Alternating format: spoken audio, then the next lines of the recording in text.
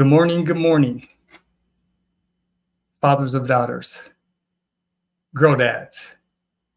This is Ephraim B. Martin, and this is another live stream. I welcome all fathers of daughters, all girl dads to my @Girl Dad YouTube channel. Welcome, regardless of your ethnic group and your culture. All fathers are invited. Well, fathers, we're here for another live stream.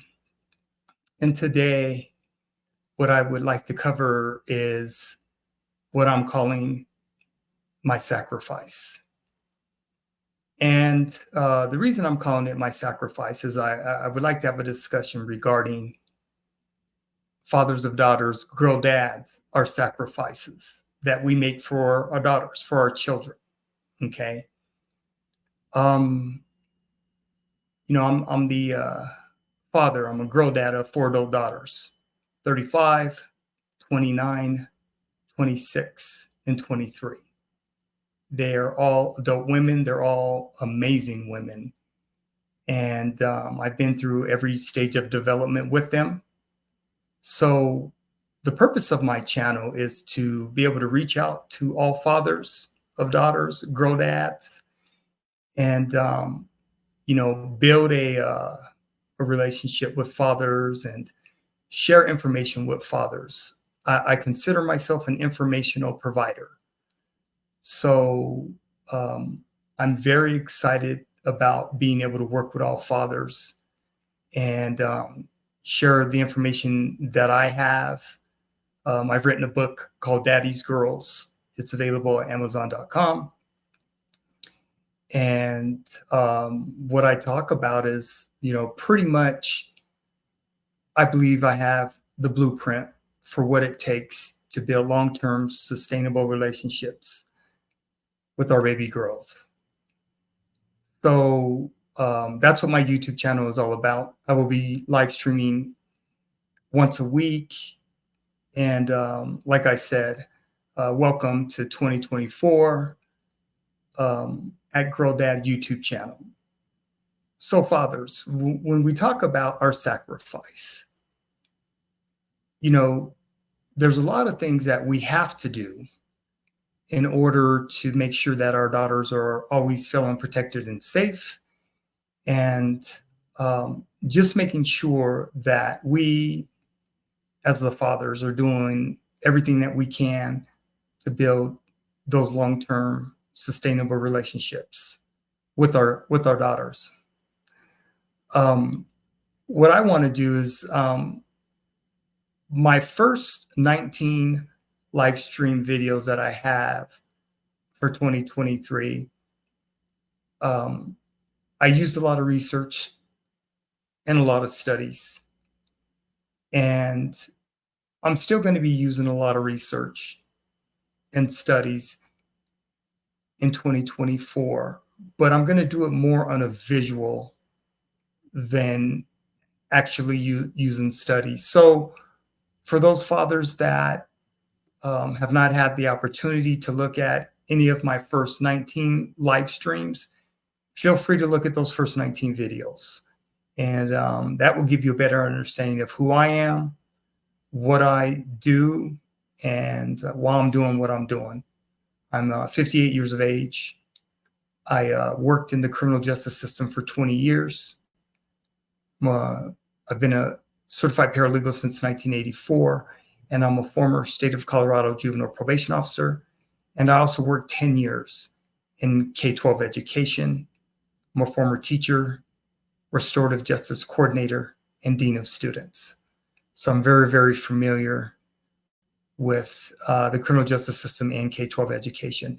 And I just believe that I have a different perspective, not trying to tell fathers what to do or how to raise their daughters. And I just provide information. And everything that I'm going to be sharing through video for informational purposes, it's all fair use. I am not going to edit any of the videos that I use that are not mine, that are not my content. Any video that I use is for informational purposes, and all videos that I use for informational purposes can be found on YouTube. I include them in the description of all of my videos that I live stream. So if fathers ever need to reference, or if they need additional information from other videos, feel free to go to the description. And, do your own research, fathers, because doing our own research is very, very important for us. It's going to allow us to make better decisions, more informed decisions by doing our own research. So what I would like to start with is I just want to share a couple of my own personal videos of a couple of my daughters, when they were little girls, when they were little. One of the things I did when my daughters were little was I was always recording them. I have years from the time they were all born until they all graduated from high school, years of video. I recorded my girls constantly. My daughters got tired of me recording them, but they're very appreciative today because they understand all the recording that I did over the years when they were little girls was to help them and give them give them video. So as they get older and they end up getting married and having their own children, that they will always have their childhood on video. Okay. So I want to share a couple videos, and then I'm also going to be sharing informational videos on fathers and the importance of fathers, and statistics on why it's so important for fathers to be a part of their daughters' lives, their children's lives altogether. But we're going to be specifically talking and discussing daughters. Okay. So let me get this set up here.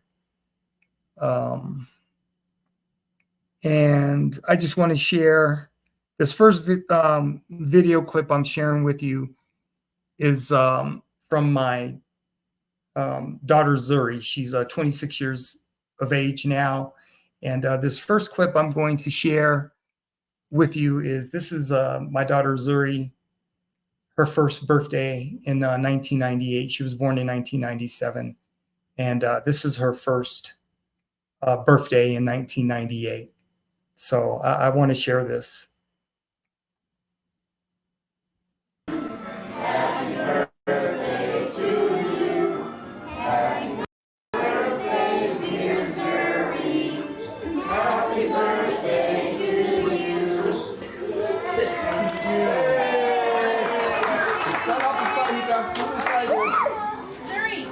Jazzy, move to the side.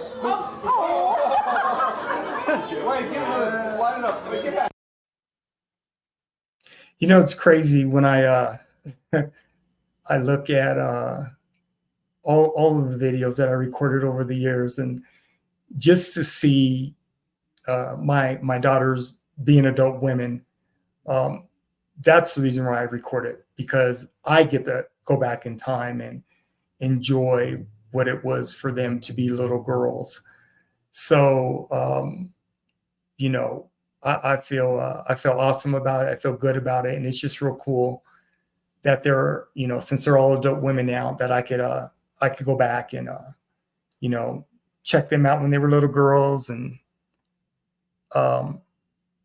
just appreciate them being little girls. So just bringing back a lot of good memories. Okay. Second video I'm going to be sharing is of me and my daughter Jasmine. My daughter Jasmine, she's my second oldest. She's 29 years of age, and she's just a bundle of joy. She's always been loved and came out the womb just dancing, singing, and that's Jazzy. She's 29 years of age now. This video I'm about to show you is of her and I dancing. This is in 1997 when Jasmine was 3 years of age. So Jazzy has always been just a bundle of joy. Okay.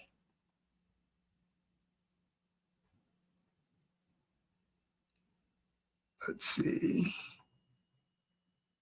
Here we go.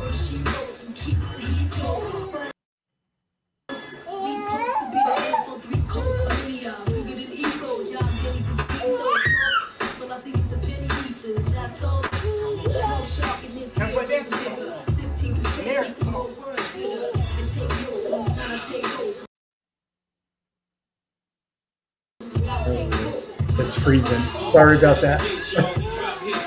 You know, with technology, you always got to deal with the internet.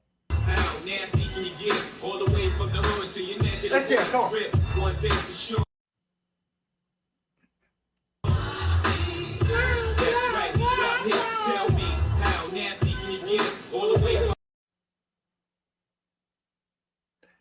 It keeps freezing. Let me, I'm going to stop it. I'll probably try to come back to it. But that's just, those are 2 videos of my daughters. And, you know, the reason I want to share, fathers, is that when we talk about our sacrifice, right? I know one of the most challenging times for most fathers is going to be when our daughters are little, right? But they're also one of the most blessings of times too, because when they're little, you get to keep them all together. And there's not much, when they're little, you're always with them. So you don't have to do a lot of separation, okay?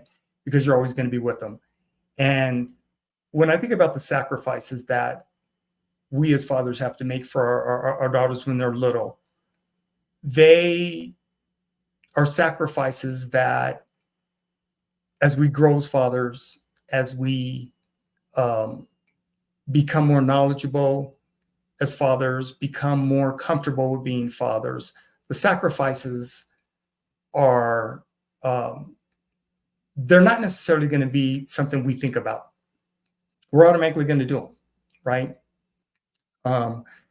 We're always, when it comes to sacrifices, we're always going to be thinking about their protection and safety. We're always going to be thinking about their well-being. We're going to be thinking about their school, their extracurricular activities, and just being a part of their daily lives when it comes to our sacrifices for our daughters. And one of the most important things as fathers is just, we just have to be consistent. You know, that's one of the key things, is just making sure that we're consistent in their lives. And when they're little, you know, just cherish it and enjoy it, because it goes fast. It really, really goes fast. Like I said, I enjoy these videos. I appreciate them. And the time goes fast. It really, really goes fast. So we just, you know, we have to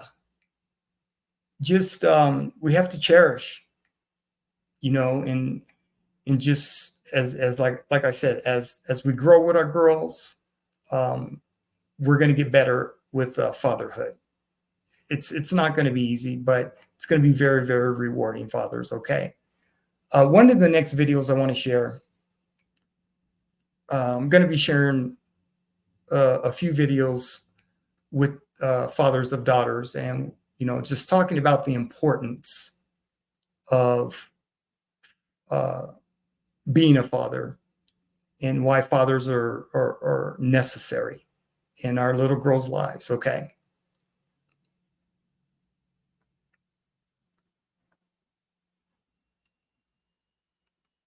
Let's see.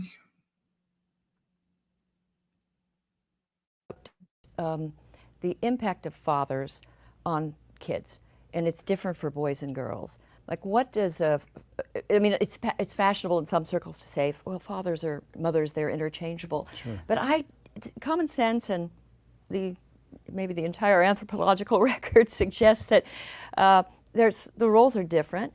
I've seen, just to give a mundane example, I've seen kids playing in the park, you know, the child's on a climbing structure and the mother will say, "Be careful, Timmy," and the dad will say, "Can you get to the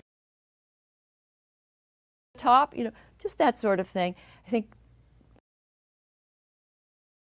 you know, most of us see that kids benefiting from both. And if you have only one parent, the other is not there. But typically it's the father. Sure. What do we know about the effects on girls and young women? Well, you know, it's interesting. When it comes to sort of thinking about the impact of dads on their daughters, what we see basically is that daughters are more likely to flourish educationally and even later on in life professionally when they've had, you know, involved dad who's engaged with them in their lives. And so there's a way in which both fatherhood and marriage, done right, of course, Oh, are my really internet today, I is think, is acting in acting up service today. I of the cause apologize. of My women's internet's not progress. You know, acting we have correctly. to, so my research, for instance, shows that Bear young women with who me, have people. come from Bear an with intact me, family are more fathers. likely to be Please bear with me. flourishing in the labor market in their late 20s compared to young women who haven't had that in their background. So again, there's a way in which today girls and women benefit from having an active father. And this is across class lines. Across class lines. We also see too, when it comes to teen pregnancy, that women who have a father present are much less likely to become pregnant as teenagers, and women who have a close, you know, emotional relationship with their dad are much less likely to become pregnant as teenagers. So having both a father present in your life and having an engaged and affectionate dad in your life is a real resource for our girls here in the U.S. And I remember, and I've tried to debate this sometimes with gender scholars, and they never say much about it, but isn't it protective for children, but particularly girls, with the father, the biological father in the home, the likelihood of violence or you know, sexual predation, it increases exponentially when the dad's gone and you have a mother's live-in boyfriend. Is that, do you have, you've talked about so the U.S. that. Department of Health and Human Services publishes a report on a fairly regular basis on child abuse and child neglect. And they have a figure that sort of maps out or charts out the relationship between family structure and child abuse. So the physical abuse of kids, the sexual abuse of kids, and the emotional abuse of children. And they're actually combining boys and girls in this particular figure. And there's a very strong association between family structure and kids' safety on these three outcomes. And so kids who are being raised in an intact biological married family have much lower rates of abuse than kids in other arrangements, and the most risky place in America is where you have a biological parent and an unrelated adult. They don't specify how that's arranged, but that's typically the mom and an unrelated male boyfriend. That's a much riskier place for our kids. They're about 9 times more likely to be physically, sexually, or emotionally abused in those relationships or family contexts than kids who are being raised in intact married families. So that's just one indication of the way in which both, in this case, both girls and boys are safer from the scourge of child abuse, you know, when they're being raised by their unmarried parents. So that's a video that you know, I researched on YouTube. And like I said, I'm an informational provider. So I want to make sure when I'm doing my live streams is I'm helping fathers understand our sense of urgency, right? And I also want to make sure that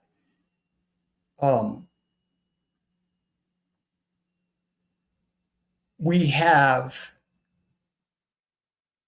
the correct information, right? And in order to make informed decisions, because for so many fathers, they don't know where to go for resources, right? And I just want to make sure during my live streams, I'm able to resource or use resources and information for fathers to help them understand and have a better understanding of what we need to be doing in our baby girls' lives. So like I said, I have my perspective, and there's many perspectives that are out there. But as fathers, we have a commonality. And I believe that when we have more information, the more information that's available to us, the better off we're going to be overall as fathers, right? You can never not have enough information.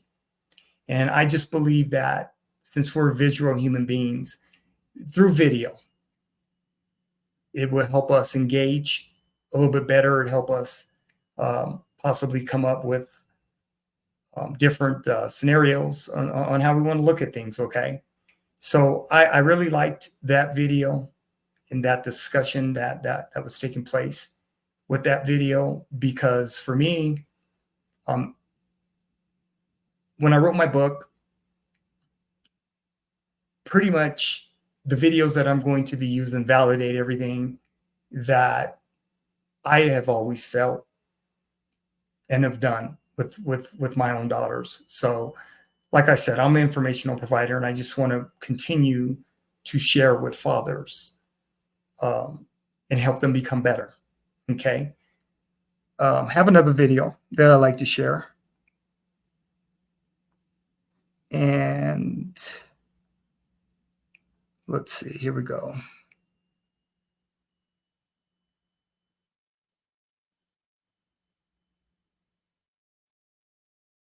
Okay. I didn't even know my father. I didn't meet him until I was 15.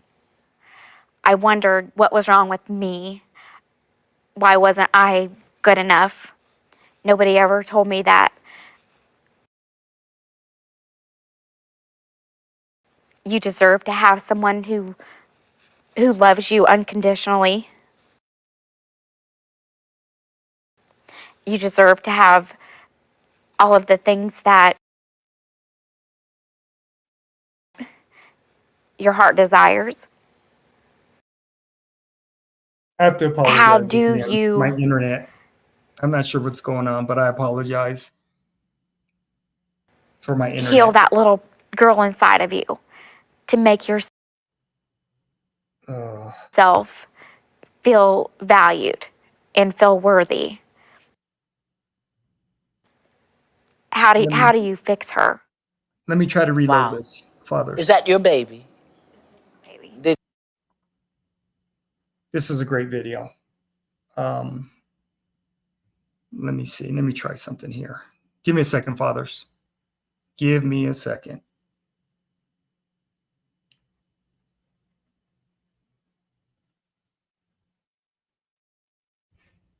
Okay. I apologize for the little delay. Let me try this again, fathers.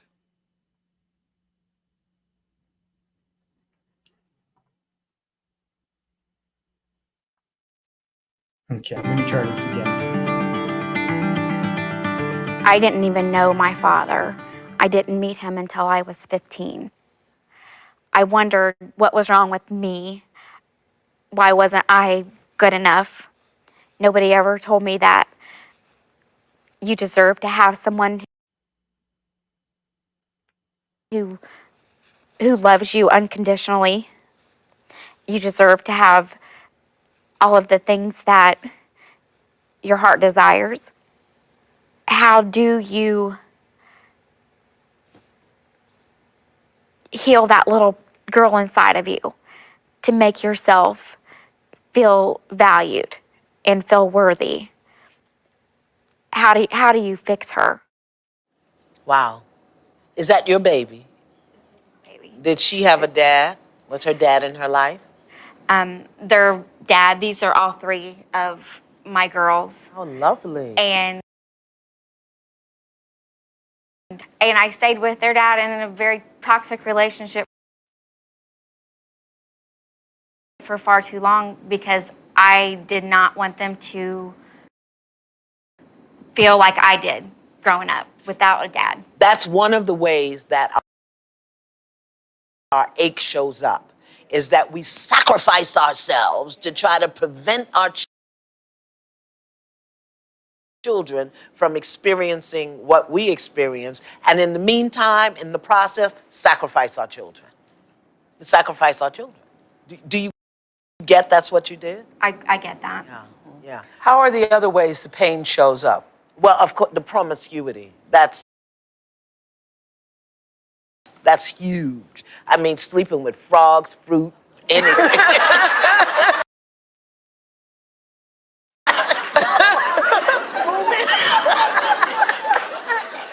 You know, moving objects, you know, bread, Fathers, bear with me. I apologize. that I'm not sure what's going on with my internet. anything. No, and I really apologize. the men are for shaking this. their heads because that shows up in your schools. That's all. it. That's Yeah. promiscuity is the main thing. It is rarely seen as self-mutilation, but that's exactly what it It's is. absolutely, it's you know, violence we against often, when we the look self. at young girls who are dealing with pain, we think of self-mutilation as the cutting and Yeah. you know all that too. But the self-mutilation of allowing someone to physically enter you is in knowing that you don't care about yourself enough to say Wow, that's a big one. that at least you have to have That's something. a big tweet, Dr. Perry. Well, you know. That self-mutilation comes in the form of Promiscuity. promiscuity, and that it's violence against yourself. I never thought of it that way before. Did you all?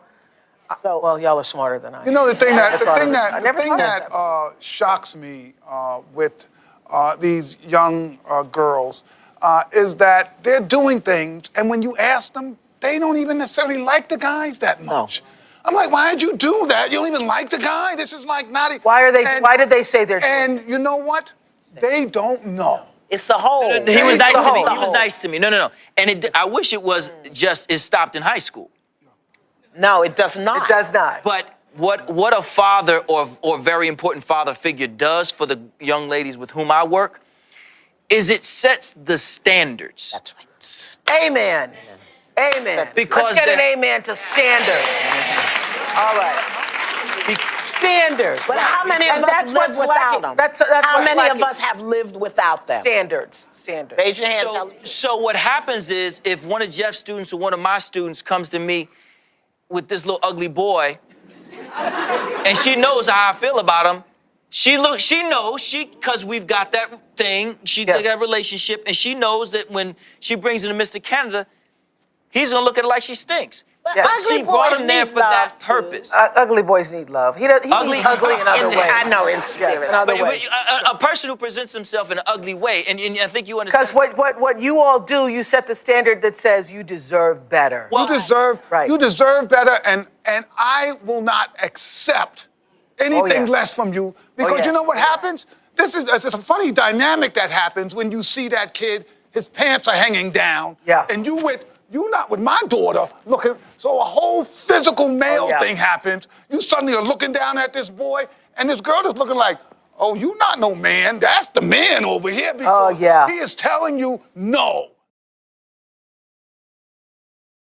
Okay. Fathers, so I just want to share information. And like I said, all the videos that I'm using are fair use. They're on YouTube and they're in there entirely. So from start to finish. What I think, like I said, is when it comes to our sacrifices as fathers. I have one more video that I want to show. It's about 10 minutes long. And then I'll finish up this live stream. But when it comes to the sacrifices that we're going to be required to give of ourselves, I think one of the biggest sacrifices that we have to learn is how to become selfless. When we have daughters, it is no longer about us. It is about them. It is about their well-being. It's about them being protected and safe. It's about growing with them, listening to them, and being their example as their father, because we're their first love, fathers, girl dads. We're our daughter's first love. And I can tell you with each one of my daughters, it was definitely a different journey with each one of them, because yeah, 4 little girls with 4 different personalities. They had different needs when it came to their nutrition. They didn't all eat the same. I had a daughter that one of my daughters, Zuri, she wasn't a meat eater, so that was a different meal. Jasmine was a meat eater and she liked vegetables, so that wasn't a big deal. And then Cheyenne, she pretty much ate whatever. But the nutritional needs of our daughters, if you have more than one girl, may be different, right? That's going to require a different sacrifice when it comes as a father, because you may end up cooking different meals. I cooked for all of my daughters. I when my girls were little and raising them, most of the food that they ate, I grilled their food for them. So they always had their needs met when it came to nutrition. The sacrifices that we make as fathers are unconditional as well. And it's a process, fathers. It really, really is a process. We're not going to get it right the first time. We're not going to get it right all the time. But I think what I'm trying to do when it comes to fathers is I'm trying to create communities where we can come together, not only share our experiences as fathers, but our experiences and our commonality as men, because we just don't, fathers, we don't get to do that. It's not something that men are taught to do. And most men are fearful of trusting other men. And I totally understand it, but I also think, with that being said, is we have to at least allow ourselves to be open to the idea of being able to take in information that may be unfamiliar to us, and be okay with doing our own research and making sure that everything that we do is always going to be in our daughter's best interests. And like I said, it's when our girls get here, it's not about us anymore. It just isn't. And that's going to be a big learning curve for a lot of fathers, is time management. How do we structure our time with our daughters, with our kids? How do we figure it out? Because it's on us. But the good thing is, I can promise you, there's always light at the end of the tunnel. As stressful as you may feel sometimes you may feel as a father that you're not going to make it. And I can promise you, when you work through it and you learn through it, you're going to become a better man. I can promise you that. Okay. So there's one more video that I'd like to share, and hopefully I've been checking my internet. It appears to be okay. Hopefully my internet's going to act right, and I won't get any more freezes here. This next video that I'm going to share, it's almost 10 minutes long, and it's going to cover research studies, statistics, and data on fatherhood. Okay, so this is a great video.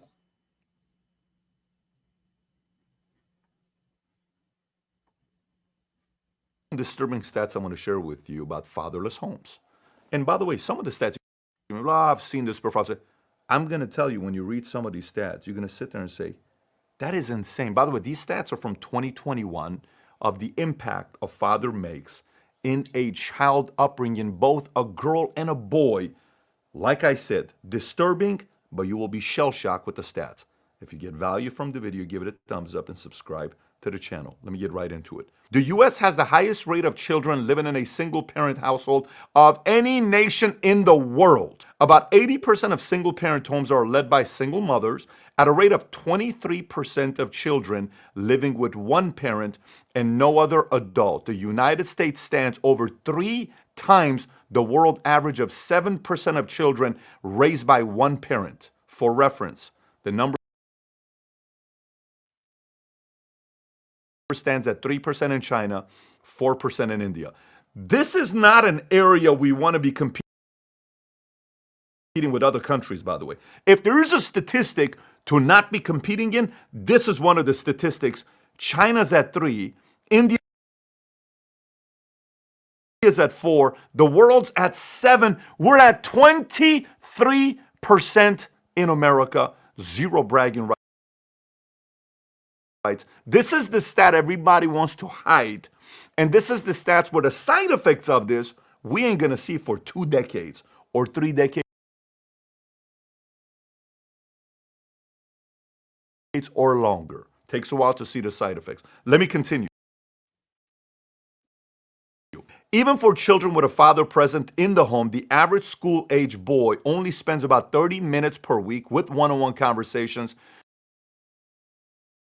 with his father. For comparison, the same boy, on average, will spend about 44 hours a week watching television, playing video games, and surfing the internet. In our house, there is no video games throughout the week. It's on the weekends after you read 150 pages throughout the week. Then you have the right to play video games for an hour or 2 on the weekend. And that's what you have to earn. You have to move your body, you have to exercise.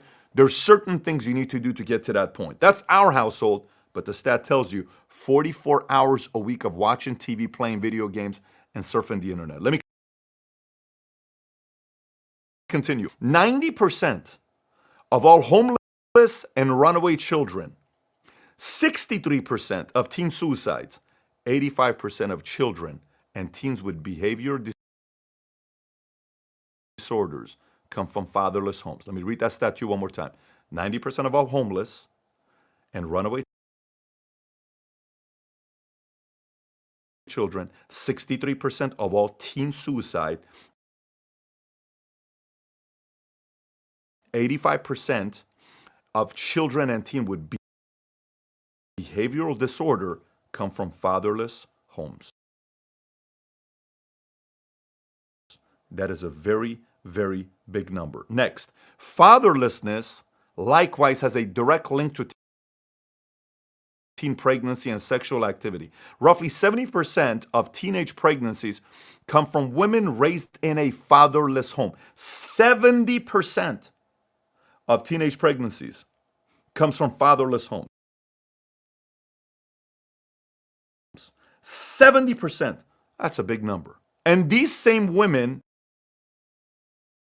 have significantly higher abortion rates than women raised by both a father and a mother.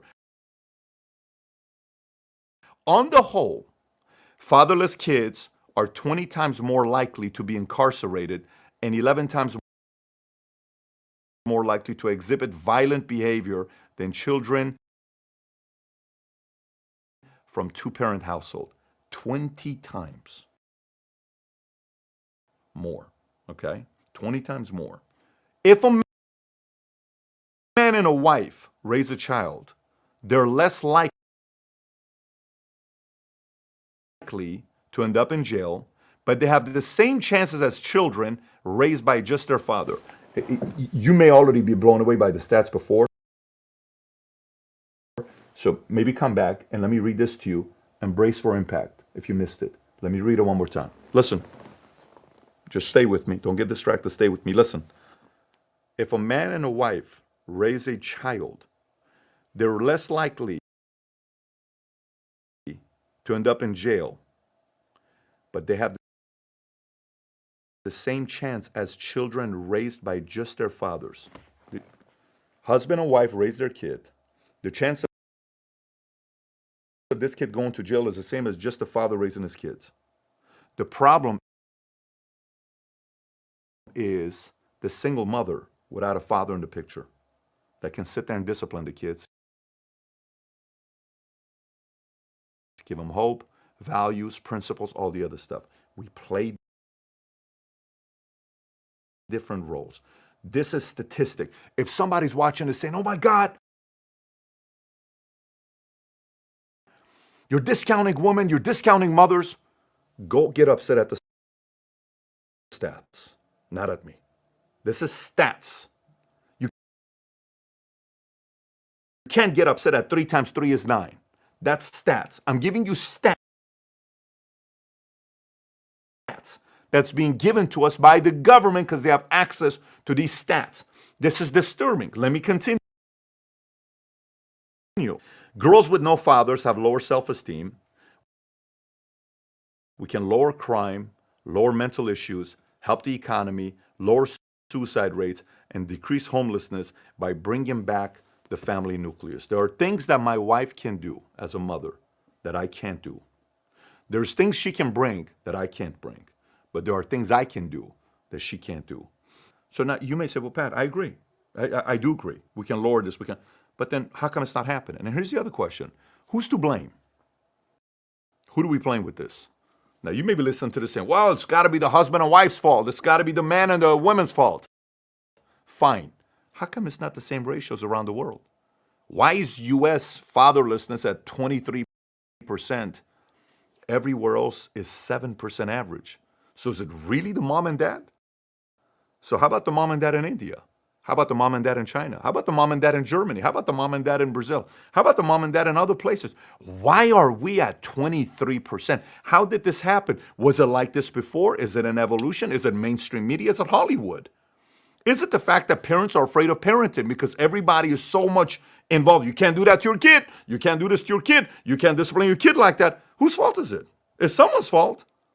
Is it the fact that, hey, we can't really bring church and schools and pray and all this stuff? I don't know. Maybe that's not something you agree with. Maybe it is. Maybe we need those values and principles. But it's somebody's fault in America that this is happening.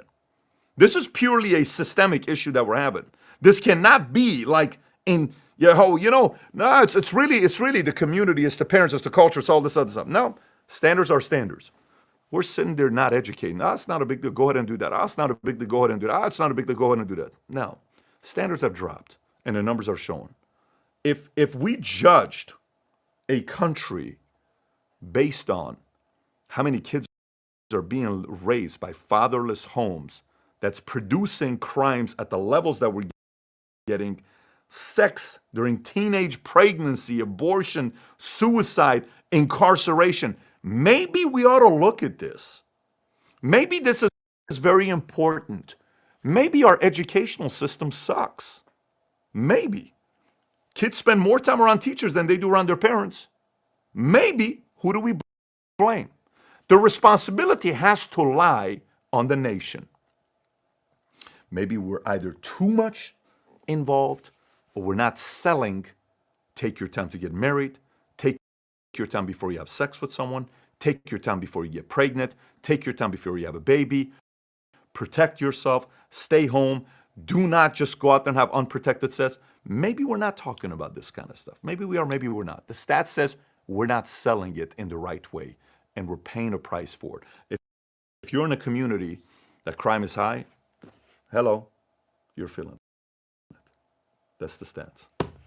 So the next time you see a father that takes their job as a father seriously, you can actually say, how we see somebody in military uniform? Guess what you say? Hey, thank you for your service. What do you mean? Hey, man, stats, 23% fatherlessness. And you're there with your kids? Thank you for your service. Being a father is tough. Good for you guys, husband and wife, trying to make this work. Marriage is tough. Salute. You make my life better and safer by raising good kids. Salute to you.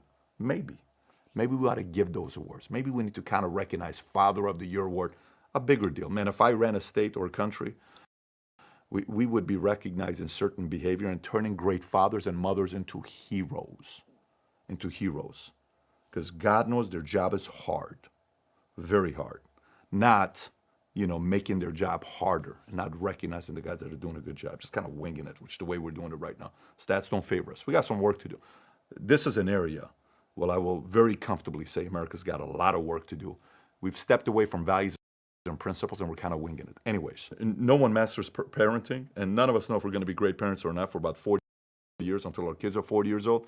By the time you know you're a great parent, you're probably not alive because your grandkids will validate that you were a good parent. So, You're never going to know whether you were a grandparent or not. But I made a video from all the different things I've learned and what I apply in my life about parenting called How to Raise Successful Kids. If you've never seen it, click here to watch that video. Shout out to those of you guys that take your job as a father very seriously. Take care, everybody. Bye-bye, bye-bye.